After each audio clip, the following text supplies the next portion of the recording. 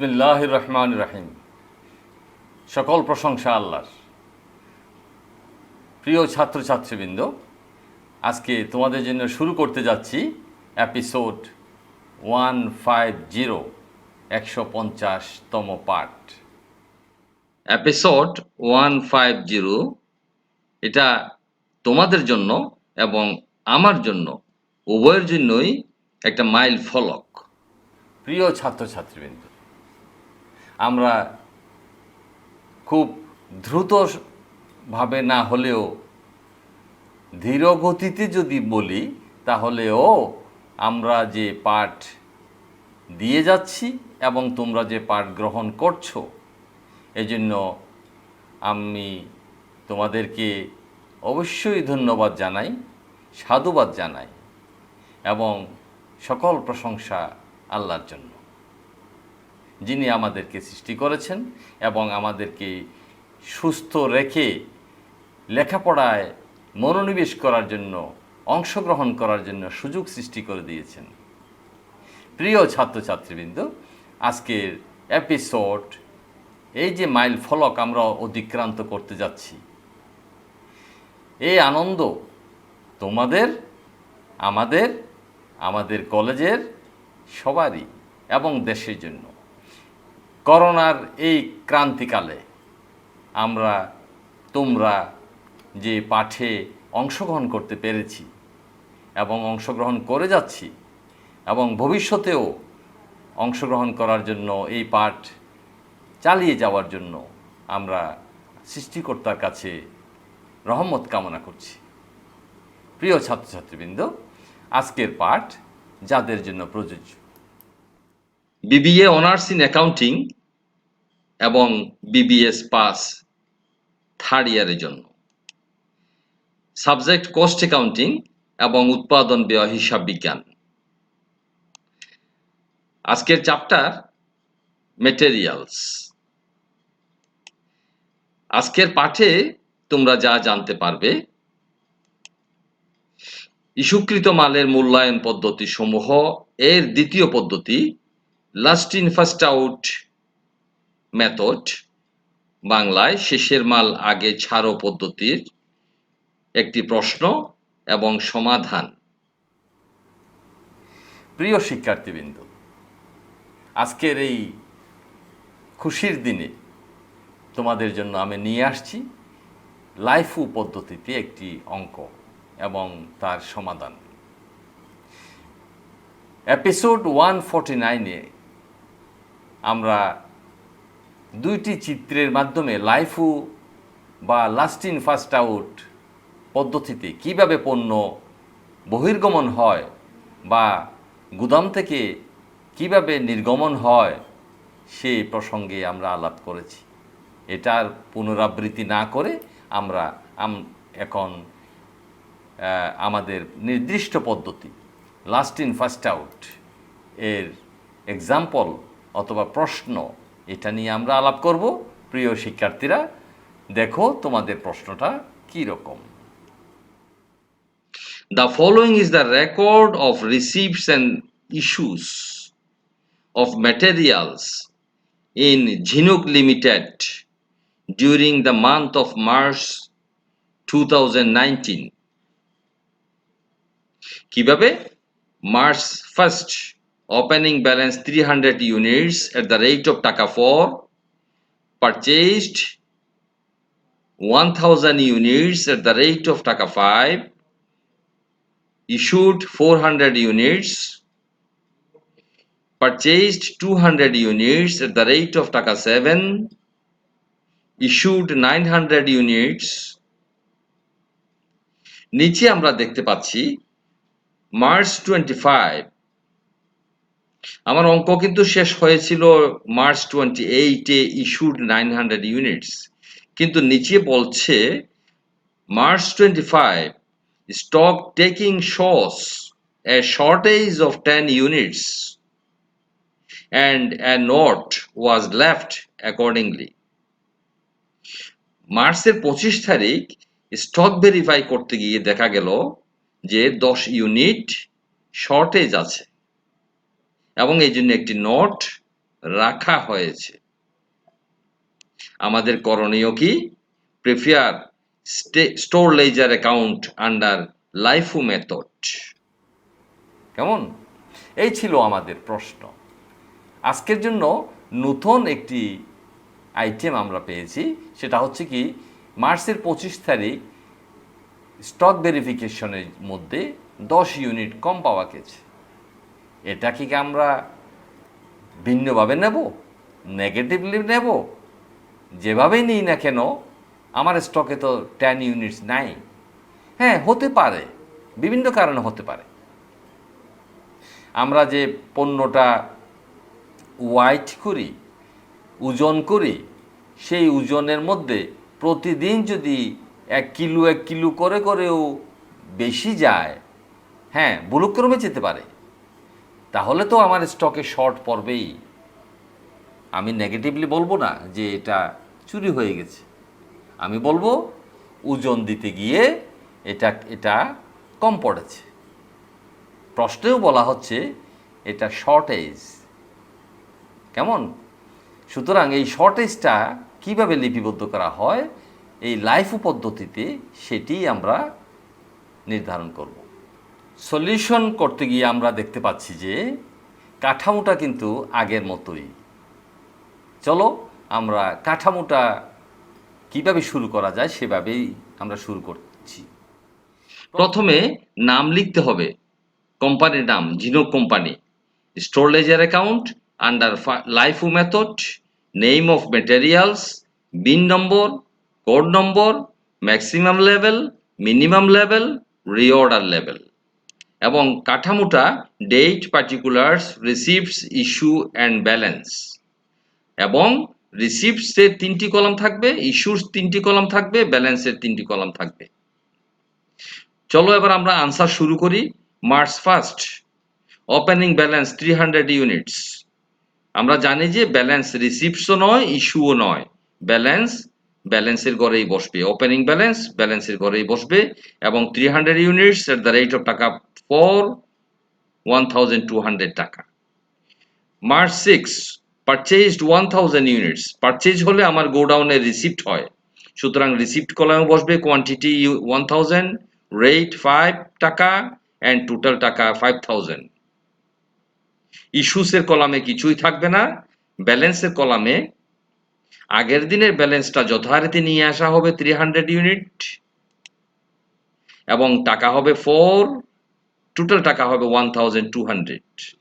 দেন 1000 receipts যেটা আমরা purchase যেটা করলাম সেটাও ব্যালেন্সের ঘরে চলে আসবে 1000 units at the rate of টাকা 5 ইকুয়াল টু 5000 ইউনিটস, 5000 টাকা। ওকে, নেক্সট মার্চ 10 ইস্যুড 400 ইউনিটস। এখানেই আমাদেরকে পদ্ধতিটা ফলো করতে হবে। 400 ইউনিটস 400 ইউনিটস ইস্যু করার আগে আমাদেরকে দেখতে হবে যে আগের দিনে আমার কয় ধরনের রেট আছে। এখানে দেখা যাচ্ছে যে 300 ইউনিটস 4 টাকা করে, 1000 ইউনিটস 5 টাকা করে। এই দুটার মধ্যে কোনটা শেষের, লাস্ট কোনটা? হ্যাঁ, লাস্ট কোনটা? 1000 ইউনিট। সুতরাং আমরা এখন 400 ইউনিট ইস্যু করব 1000 ইউনিট থেকে। ওকে, এবং 1000 ইউনিটের রেট কত? 5 টাকা এট দ্য রেট অফ টাকা 5 ইকুয়াল টু টাকা 2000। ব্যালেন্স কি হবে?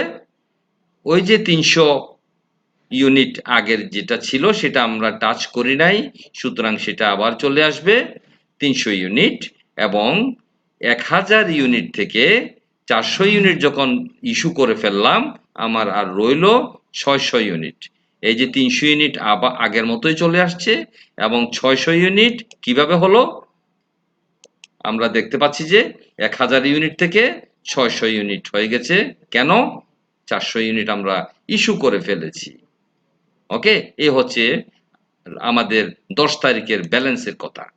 এখন আমরা নেক্সট পেজে যাচ্ছি।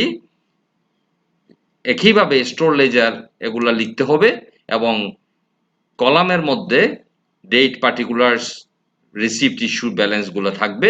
আমরা দেখতে পাচ্ছি যে মার্চের 20 তারিখ ওপেনিং ব্যালেন্স ছিল গত দিনের ব্যালেন্সটা 300 units at the rate of টাকা 4, 600 unit at the rate of টাকা 5। নেক্সট 20 তারিখ আবার পারচেজ করেছি আমরা 200 ইউনিটস, সুতরাং রিসিপ্ট কলামে বসবে 200 at the rate of টাকা 7, 1400 টাকা। ওকে, এখন ব্যালেন্সে গিয়ে দেখা যাচ্ছে যে আমরা কি করছি, আগের দিনের ব্যালেন্স গুলাকে নিয়ে আসছি। আগের দিনের ব্যালেন্স কত ছিল 300 এবং 600, সেগুলা এখানে চলে আসছে 300, 600।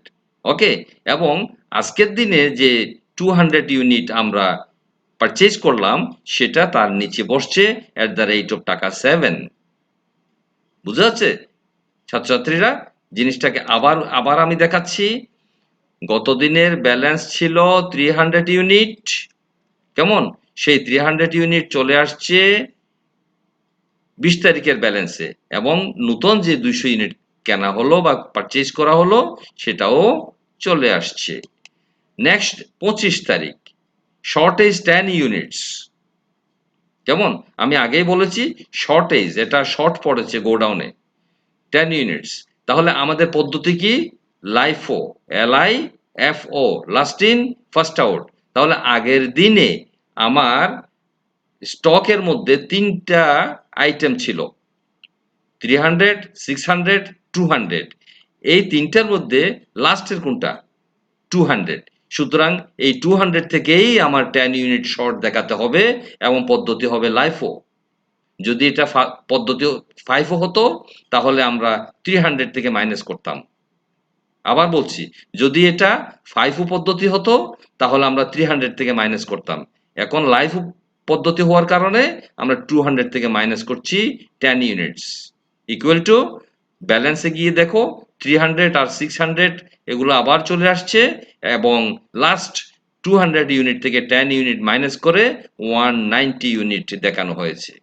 ওকে, দেখো এই যে আমরা অ্যারো মার্ক দিয়ে দেখালাম, আবার আবার দেখাচ্ছি।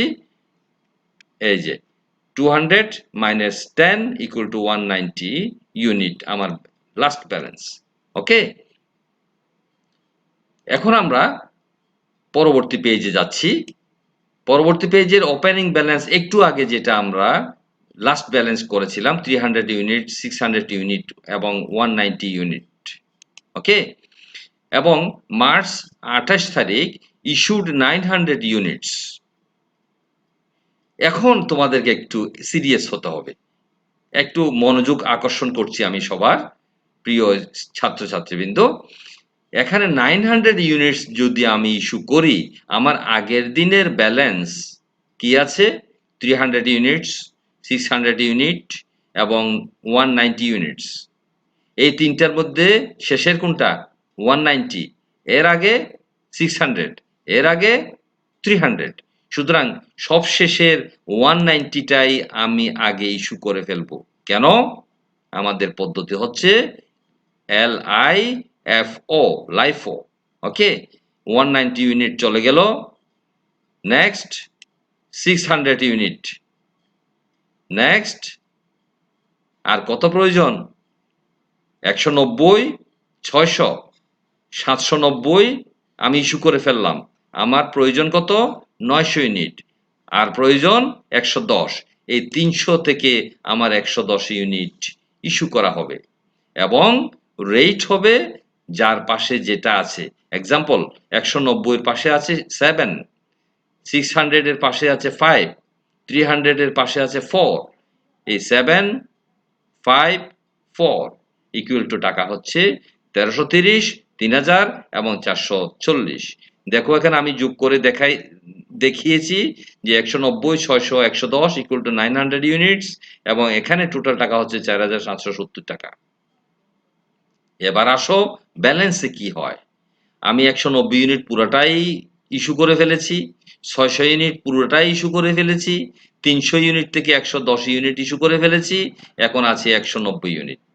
কিভাবে? ওই যে 300 থেকে 110 মাইনাস করলে 190 ইউনিট। আবার আবার দেখাচ্ছি কত? 190 ইউনিট। কিভাবে? 300 মাইনাস 110 ইকুয়াল টু 190। আমার আনসার হবে closing inventory 190 units and total টাকা 760। কেমন? ব্যালেন্সে যেটা আছে সেটাই আমার ক্লোজিং ইনভেন্টরি। ঠিক আছে? আশা করি তোমরা বুঝতে পেরেছো। প্রিয় ছাত্রছাত্রীবৃন্দ, আজকের এই খুশির দিনে একটি চমৎকার পড়া নিয়ে আসছি তোমাদের জন্য। আশা করি তোমাদের ভালো লেগেছে। এভাবে ধীরে ধীরে যদি তোমরা বোঝার চেষ্টা করো, তাহলে আশা করি তোমরা এই অ্যাকাউন্টিং তোমাদের জন্য সোজা হয়ে যাবে এবং তোমাদের ভালো লাগবে।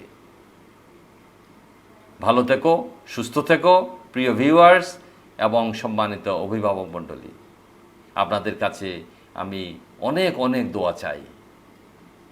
আমি ছাত্রছাত্রীদের স্বার্থে, দেশের স্বার্থে এই করোনার এই সময়ে যে শ্রমটা দিয়ে যাচ্ছি, এই শ্রমটা যেন যাদের জন্য দিচ্ছি সেই ছাত্রছাত্রীদের কল্যাণ হয়, তারা যেন এখান থেকে সুবিধা আদায় করতে পারে, আমি এই আশা রেখে আজকে 150তম এপিসোড শেষ করছি। ধন্যবাদ। আসসালামু আলাইকুম।